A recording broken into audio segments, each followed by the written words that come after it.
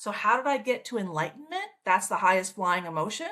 I had to, be able to go deep into shame, guilt, anxiety, and grief for an extended period of time.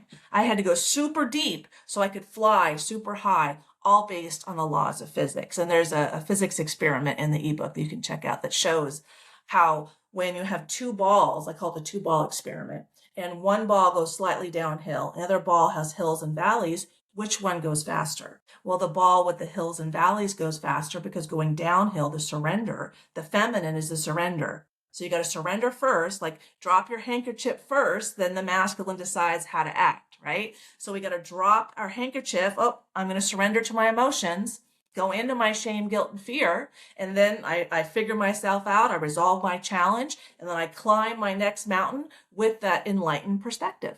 Like if you want to get to the top of Mount Everest, how much preparation and challenge you have to go through to be able to experience the world from that perspective. That's the same thing with enlightenment. It's an emotional journey, so that's our emotions. Our emotions are projected out of our hearts onto the quantum field so it could show us back to us. But how does this work in terms of the laws of physics? I'm going to share this video here and I'll explain to you how it works. So as you see, oh, no, I don't want the commercial. When you see here, when there's 500 hertz, one tuning fork, the other tuning fork is 440 hertz, they don't even notice each other. There's no attraction, there's no perception, there's no identity, they're not in the field, right? And we see clearly, emotions clearly have, this is all hertz here on the left side.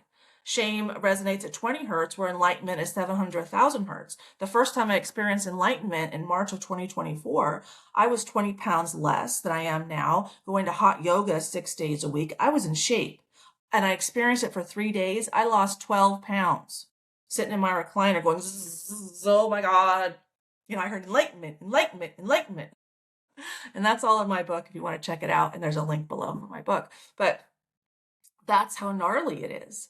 And so here we can, clearly see when you have two objects in the same field, in the same space, but they don't resonate because they don't vibrate at the same frequency. So that's why in my energy field, I would attract in the same kind of men because they were vibrating at my frequency. Right? I had a wound that I'm replaceable. And that's one of the things that they were showing about me that I needed to improve about myself. That was my feedback loop for self-improvement.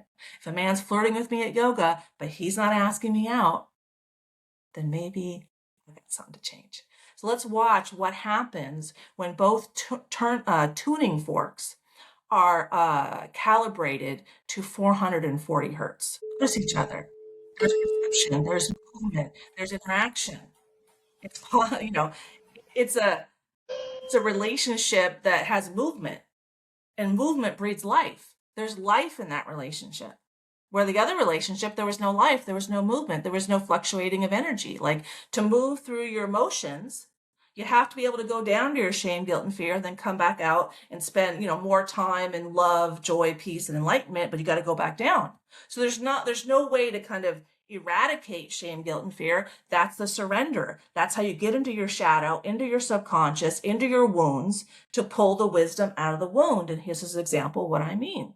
So when I surrender to my shame, guilt, and fear, one time, it was like 8 years ago, I started healing 10 years ago. My youngest daughter and I had an argument and I was wrong.